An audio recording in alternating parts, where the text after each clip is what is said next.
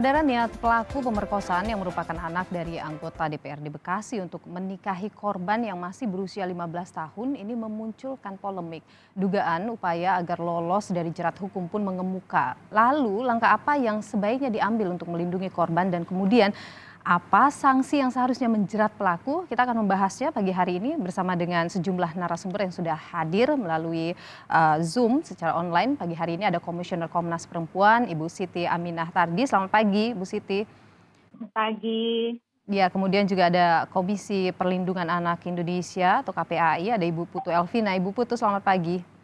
Selamat pagi, Mbak Nilu. Ya, dan saya juga ada pakar hukum, Kang Asep Iwan Iriawan. Selamat pagi, Kang Asep. Selamat pagi. Assalamualaikum semuanya.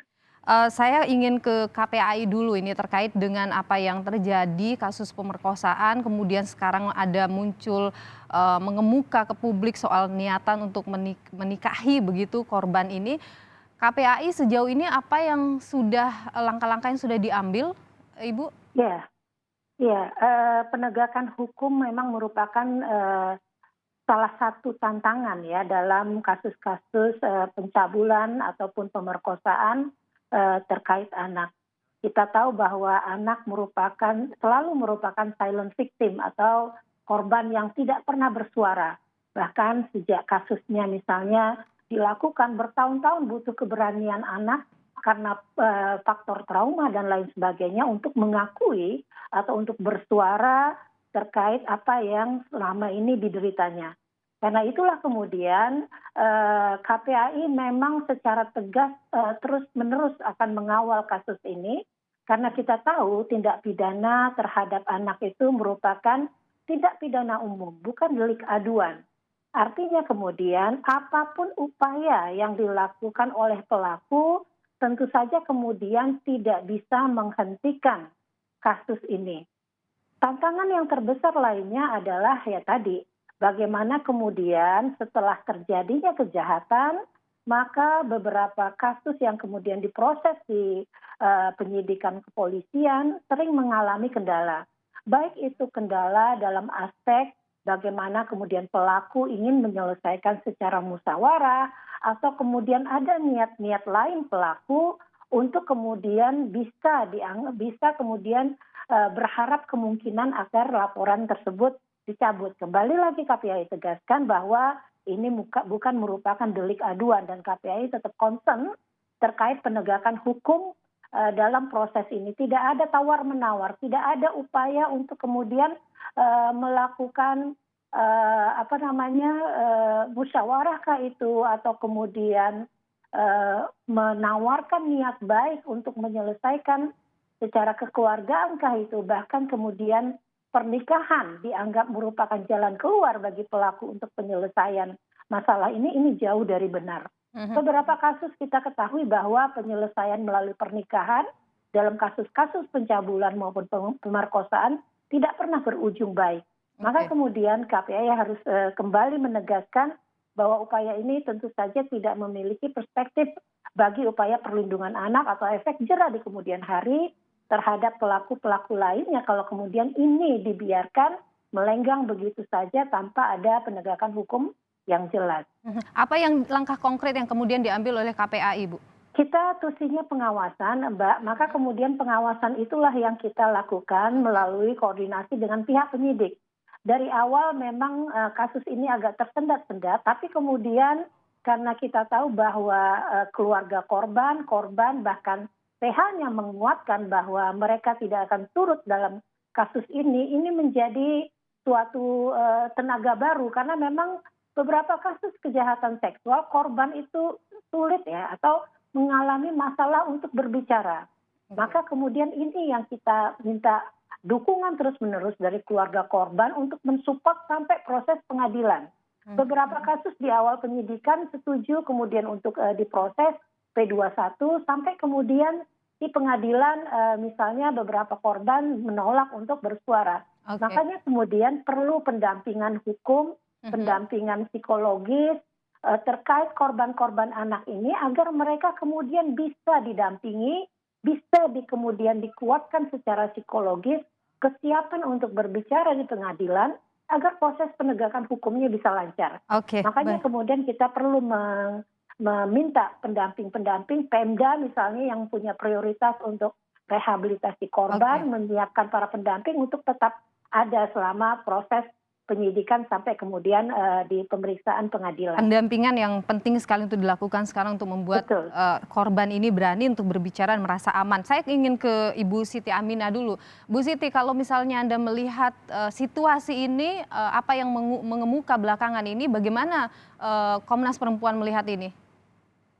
Iya, Komnas Perempuan sejak awal mengawal kasus ini dengan melakukan pemantauan dan kami telah menyampaikan bahwa ini tidak boleh dilakukan. Hmm. Mengapa? Karena ini dapat dikategorikan sebagai bentuk kekerasan baru, yaitu post marriage atau pemaksaan perkawinan. Mhm. Jadi kalau misalnya tadi kuasa hukum menyatakan ini sesuai dengan Undang-Undang 1 tahun 74, sebenarnya kita juga harus membaca utuh apa bunyi konstitusi dan undang-undang perkawinan. Konstitusi kita menyampaikan bahwa perkawinan hanya bisa dilakukan berdasarkan pilihan bebas dari kedua calon mempelai. Begitu juga dengan undang-undang perkawinan. Seseorang boleh memasuki perkawinan berdasarkan pilihan bebas. Begitu pula dengan Undang-Undang Perlindungan Anak ataupun Konvensi Penghapusan Segala Bentuk Diskriminasi Terhadap Perempuan. Jadi kita tidak hanya melihat pada sisi usia, tapi ini adalah pemaksaan perkawinan. Seseorang memasuki perkawinan bukan karena pilihan bebasnya. Dan dalam konteks ini, perkawinan anak itu adalah post marriage atau pemaksaan anak.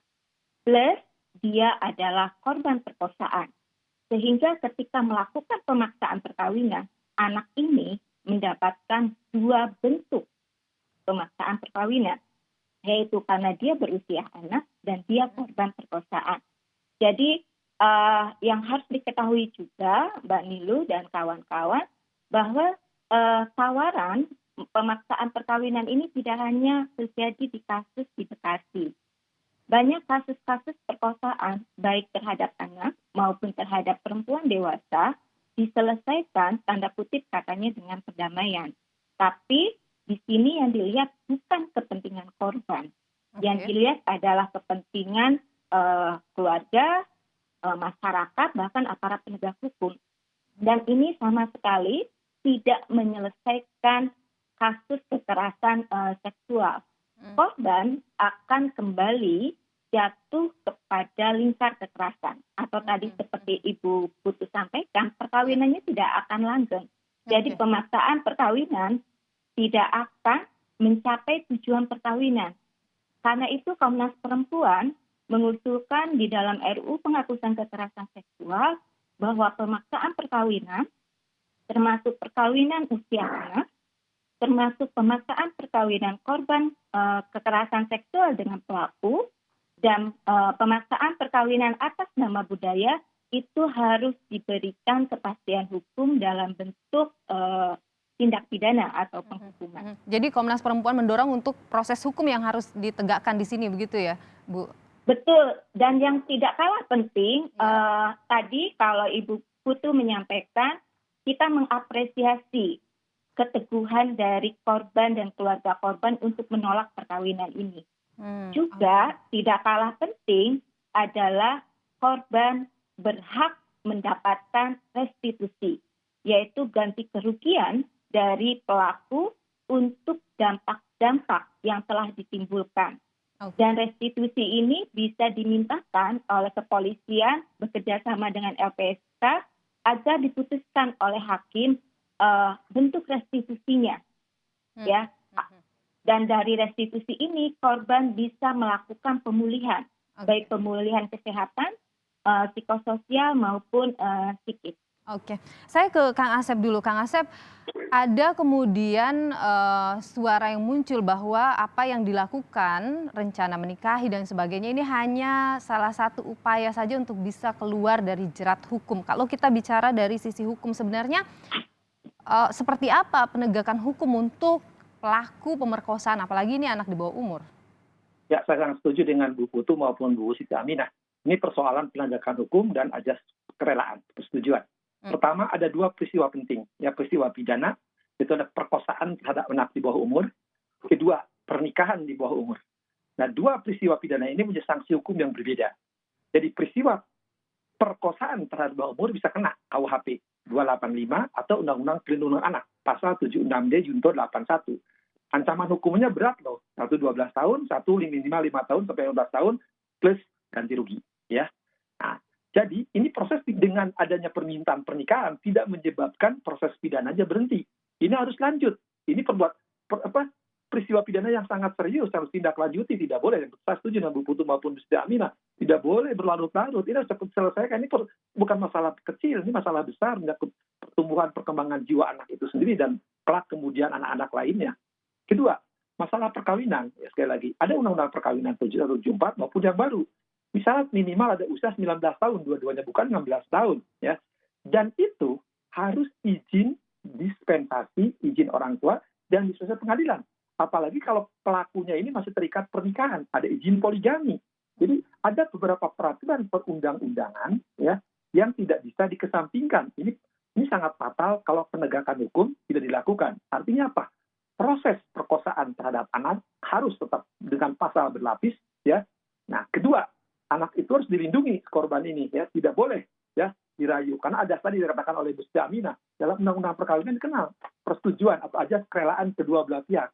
Tanpa ada kerelaan, karena di Undang Perkawinan jelas di pasal 1-nya jelasin tujuan perkawinan itu kekal bahagia, ada dua kata. Kalau di kompilasi hukum Islam, sakinah, mawadah, warahmah, samawa. Jadi mau kekal, mau bahagia, mau sakinah, wadah gimana? Dia ngajak kawin, dong dia nanti hukumannya juga pasti atas 5 tahun. Ya, sudah dia korban, tidak dapat istilah tadi Bu Siti Aminah tidak dapat penggantian, restitusi, kompensasi, malah dia dikawin itu ditinggalin. Ya itu kan udah diperkosa, anak, dinikah hanya untuk tanda petik ya, bukan tanda petik lagi menurut saya itu penyelundupan hukum untuk meringankan. Sekali lagi, pernikahan itu bukan untuk kalau terjadi saya setuju dengan pihak korban untuk tidak mau karena ajas kerelaan telah dilanggar. Artinya apa? Proses pidananya harus berjalan, pernikahan tidak boleh berjalan. Dan jangan mau dengan rayuan-rayuan yang ujungnya itu pelanggaran terhadap beberapa perundang-undangan. Apalagi kalau misalkan kan ada mendapatkan berita bahwa yang bersangkutan telah memperjualbelikan dan sebagainya kan, karena undang trafficking juga. Jadi ada beberapa peraturan perundang-undangan yang dilanggar oleh si pelaku ini. Saya kira ini hukum harus tegakkan. Setuju sekali dengan apa yang disebut. Ini masalah penegakan hukum yang harus tegakkan dan tidak boleh menyangkut korban terhadap anak-anak kita semuanya. Mungkin Kakak Ngasep dengan ada upaya seperti itu kemudian dia bisa lolos begitu dari jerat hukum? Oh nggak bisa. Ini tindak pidana biasa, ya. Tindak pidana biasa ini perkosaan bukan persoalan kecil. Ini persoalan besar. Ancaman hukumnya 12 tahun loh. Ada KUHP 285. Kalau Undang Perlindungan Anak itu minimal 5 tahun atau 15 tahun. Bahkan kan ada ancaman hukuman tambahan lainnya ya. Jadi kalau ini terhadap anak tidak diproses atau diproses nanti ada minta keringan dengan pernikahan, itu jelas-jelas penyelundupan hukum.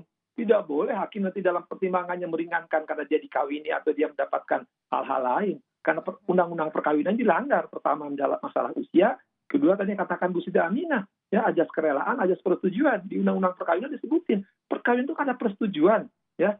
Nah, ajasnya ajas kerelaan.